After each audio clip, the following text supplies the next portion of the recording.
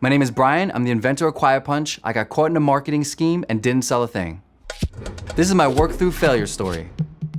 It all started when I was teaching boxing in New York and I wanted people to learn boxing one doorway at a time. Quiet Punch is a home punching bag that fits in small spaces in a doorway that's accessible to everyone. So I came up with the idea and the concept, but had no idea where to go next with it. What I did was I created a video, just a demo video to showcase what it was, just to get some interest from people.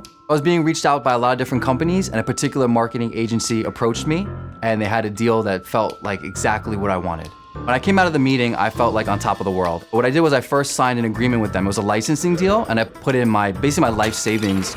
I felt that it was a really worthwhile investment. When we first started, it was supposed to be a process that we'd work together. So they would take my vision and they would expand on it, use their expertise to make everything better. First couple of months was very, very exciting because I thought this is the win, and I found a really good team.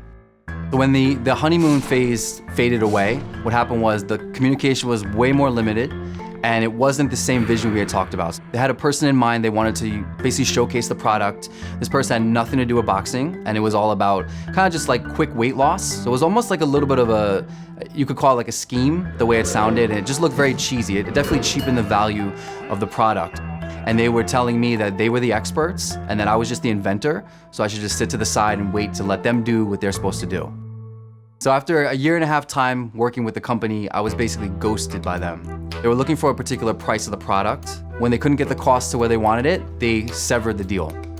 Like, goodbye, this didn't work, see you later.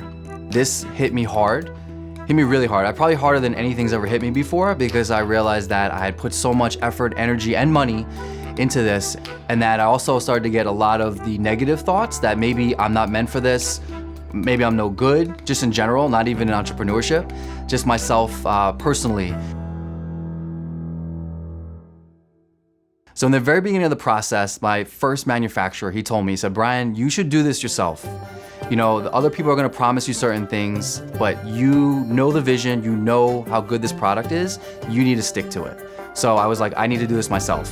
You know, no one else is gonna believe in this but me. And for the next year, I sold out of my parents' house. But as we were doing this, maybe we were selling 30 units a month. It was pretty slow. So then after about a year's time, one of my Facebook videos went viral. I remember the date very well. It was the end of August. There was the Conor McGregor-Floyd Mayweather fight. At that time, boxing was trending heavily on Facebook. One of my videos of somebody using the Quiet Punch was up there, and it started to be shared. And it started to be shared a lot. So that very next day, we sold all the inventory that we had. I'm gonna say at that time, we sold about 400 units in about 10 minutes. The feeling was extremely exciting, but at the same time, extremely scary because it was everything I wanted and it was happening all at once. It taught me a lot about not only entrepreneurship, but life, especially because, you know, the only way to get to a really good high is to sometimes go through a really deep low. Just because I'm at a low point doesn't mean I need to give up. And when I realized I didn't need to give up and I pushed forward and I persevered through, it actually took me to a place I never expected. Hi, I'm Alex, and I have a confession to make. I have failed many, many times, and so have you. And that is why I produced this WTF story, so that you and I could feel a little bit less alone. So if you want to learn more about founders who have overcome their challenges and worked through their failures, be sure to like this video, subscribe, and hit the bell to turn on our notifications.